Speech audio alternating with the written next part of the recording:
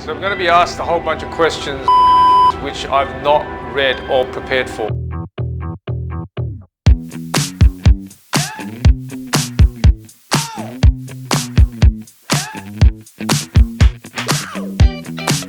Base salary for New South Wales. Well, prior to COVID, I can tell you that pretty easily. It's not very high, depending on which department, which role. I think about maybe anywhere between $50,000 to $60,000 for someone with a couple of years of experience.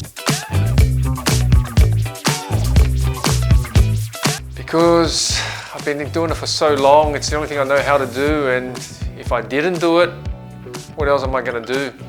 Yeah, so it's my life.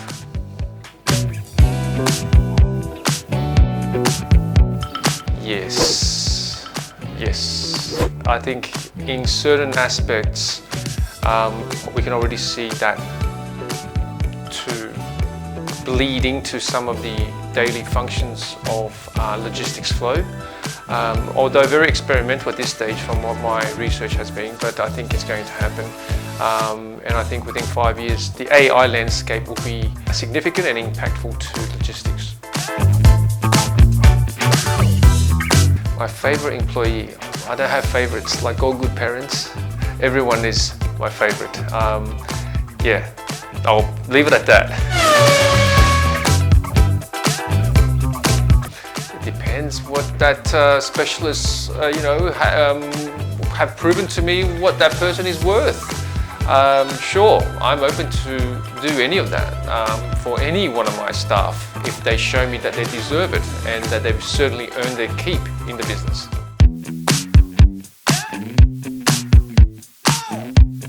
Well, I'm not sure if this is a quote. I think it's more so a state of mind or a narrative, which is the work-life balance narrative.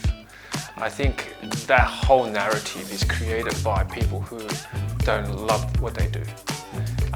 So when you don't love what you do, this is where you go, well, I want my work-life balance. Because let's face it, if we truly love what we do, right? And I mean, if you really truly love what you do, your life should be your work and your work should be your life. And when you're working, it should not be considered as work, but it should be considered as a fun game where you're trying to improve and practice, right? Because we've got to deal with people.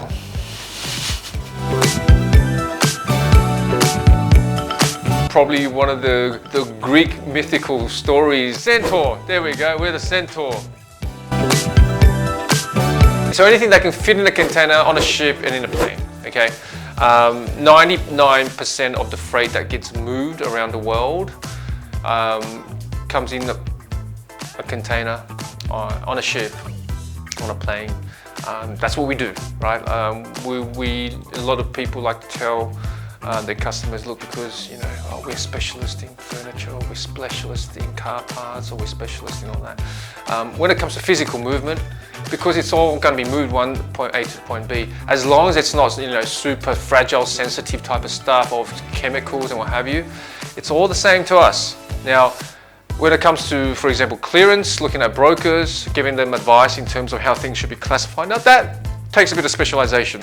Or for example, chemicals or herbs or foodstuffs, that takes experience. So yes, in certain sectors, there is no difference between saying you're expert or not. In other, there are, but in TGL we handle a lot of different industries, and we're quite comfortable, to be frank, I think, with 90% of stuff that gets moved around the world.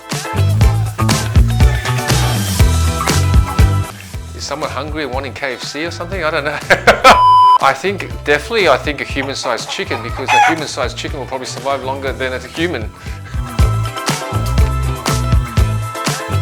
It's the year that I've not yet had.